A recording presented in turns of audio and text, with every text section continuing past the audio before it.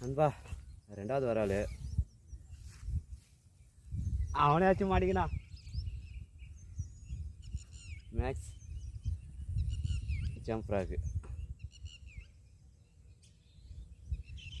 மேக்ஸ்னு ஒரு ஜம்ப் ராக்கு, அவரே அடித்து அவரே மாட்டிக்கினார். ரெண்டாவது மீன்.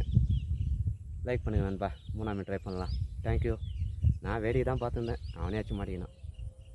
தேங்க்யூ நண்பா.